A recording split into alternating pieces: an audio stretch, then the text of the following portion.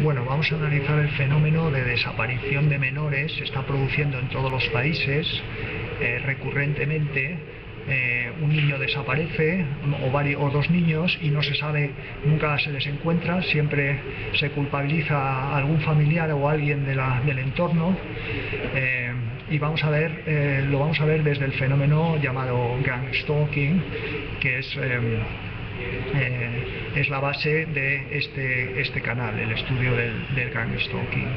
Vemos como siempre se piensa que necesariamente alguien ha tenido que intencionadamente secuestrar al niño o cogerlo, bien matarlo, bien utilizarlo para abusos sexuales o para cualquier otra cosa. Vamos a ver cómo esto son premisas falsas y premisas equivocadas. El fenómeno gang stalking se basa en el hecho de que la realidad del mundo en que vivimos está artificialmente prefabricada y no fluye de manera libre y aleatoria y continua, tal y como la entendemos. Vamos a ver el fenómeno ya hemos hablado en otros vídeos, lo que se llama la discontinuidades de la realidad.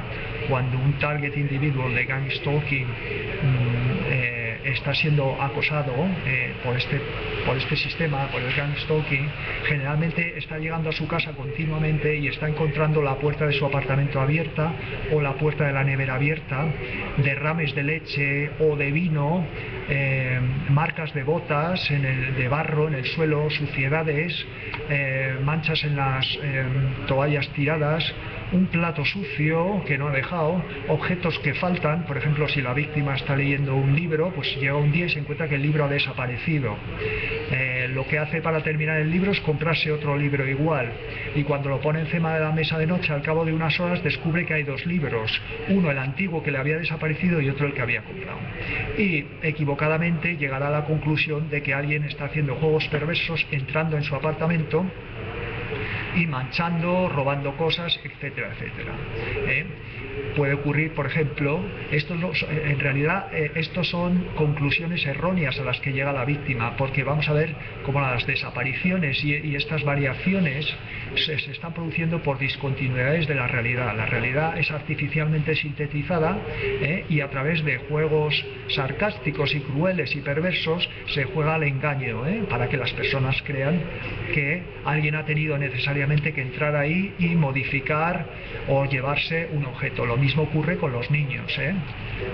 Vemos, por ejemplo, cómo las víctimas de target individual, de gang stalking, los target individuos, no pueden vivir con nadie, porque inmediatamente se van a fabricar, por este procedimiento de engaños a través de fabricación de realidad, se van a fabricar trifulcas para que uno piense que el compañero de piso le ha robado algo. Por ejemplo, la víctima se compra 6 calzoncillos y al cabo de 2 semanas solo quedan 2 calzoncillos, o le ha desaparecido una toalla, o etcétera, etcétera, y pensará que necesariamente su compañero de piso se lo está robando y se producirá una trifulca.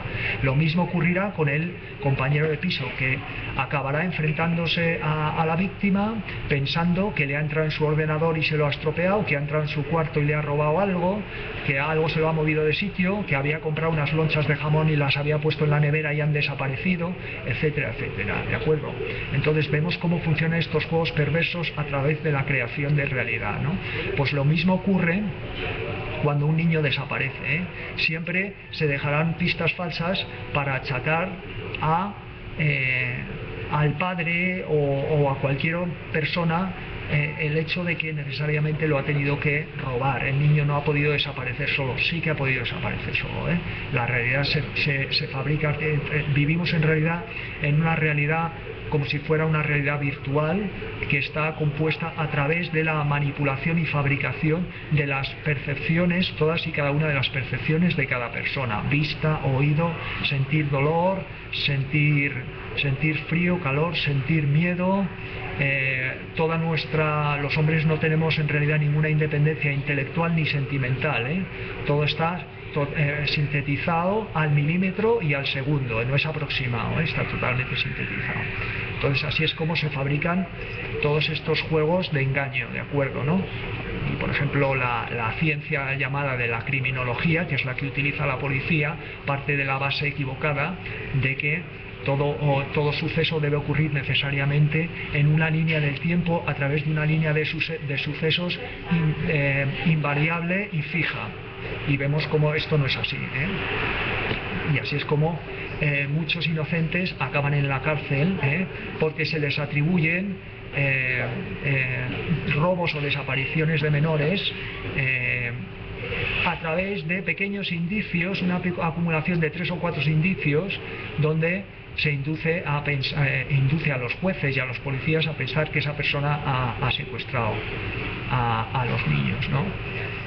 Entonces vemos como, por ejemplo, cuando la víctima de gang stalking acude, si se levanta por ejemplo a las 3 de la mañana, un día de frío horrible en invierno, acude a un parque desierto, a una zona desierta de la ciudad, siempre tendrá una persona al lado, un individuo que puede estar con gafas negras en medio de la noche, puede estar en una camiseta aunque haga un frío horrible, y el individuo una camiseta de verano, y no sentirá ni frío ni sentirá impaciencia, puede estar ahí 2 horas, no sentirá frío ni calor ni miedo tampoco, ni valentía. Si por ejemplo la víctima le dice ¿qué está usted haciendo aquí? ¿Por qué está usted aquí? La respuesta de este individuo será una respuesta abierta. Pues a lo mejor dice estoy en una misión, o estoy esperando a mi novia aquí a las 3 de la madrugada un lunes de invierno con 20 grados bajo cero, lluvia y nieve, ¿no? Lo cual inducirá todavía más en el error a la víctima, si no conoce cuál es el origen de este fenómeno llamado gang stalking, le inducirá más aún al error de pensar que necesariamente esa persona tiene que estar ahí haciendo una vigilancia, no va a poder ir a esa zona desierta y plantarse ahí.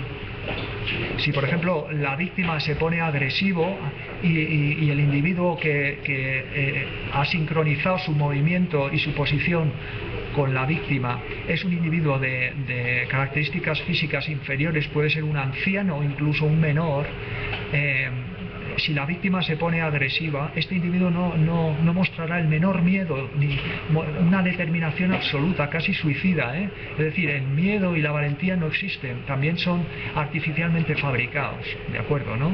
Entonces, bueno, creo que a partir de aquí ya se va comprendiendo cuál es el origen, se puede comprender cuál es el origen de estas desapariciones de menores, Son juegos de engaño crueles, perversos, para crear guerra psicológica, ¿de acuerdo, no?